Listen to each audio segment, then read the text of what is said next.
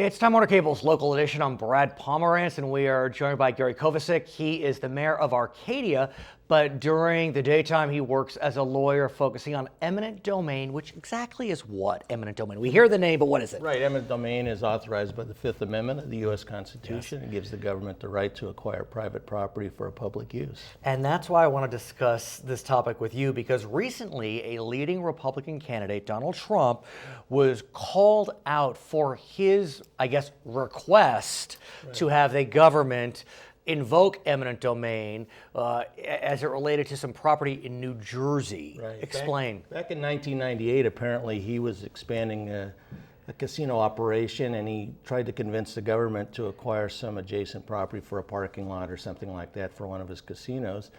Went all the way up to the New Jersey Supreme Court. The Supreme Court said that it could not be acquired. The owner of the property, a lady by the name of Vera Koking, apparently is still in possession of the property. Okay.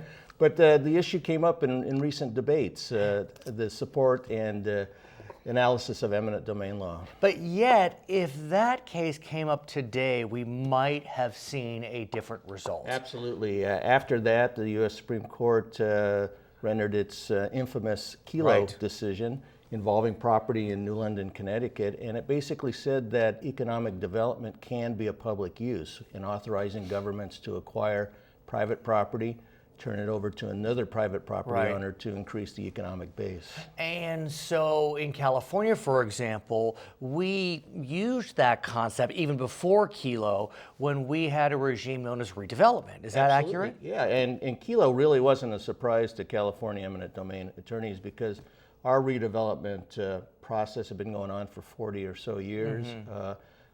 It was common that redevelopment agencies would acquire private property and turn it over to a developer to increase the economic base, but Governor Brown and the legislature did away with redevelopment about 4 or 5 years ago. But yet we're hearing eminent domain again now because, as you are well aware, California is in the midst of building its high-speed rail, its bullet train, and it's going through various parts of Central California today, mostly land that is government owned, but there is some land that is owned by private entities. Absolutely. I mean, people think that the high-speed rail project may be a pipe dream, but folks are out there right now filing eminent domain actions.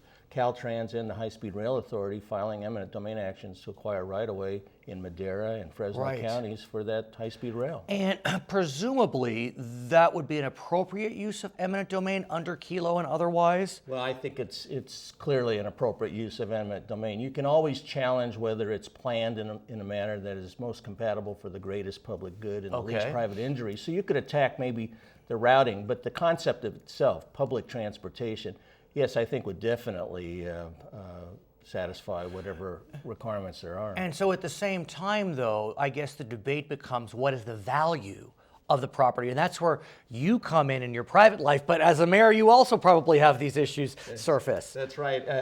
Until 1996, actually, if a business was condemned, you couldn't receive any compensation for loss of business goodwill. So in California, we have sort of a unique statutory structure that allows compensation for loss of business goodwill. There are many other claims that can be made for compensation, but the Fifth Amendment requires that just compensation be paid for any taking. And so how's that going throughout Central California with regard to high-speed rail? Just getting started. In my day job, we have a number of cases that are pending. None of them have reached a jury yet, but we'll see what happens. We'll see what happens. Yeah, his name is Gary Kovacic. He is the mayor of the beautiful city of Arcadia, California. My name is Brad Pomerance. We thank you so much for joining us on Time Warner Cable's local edition.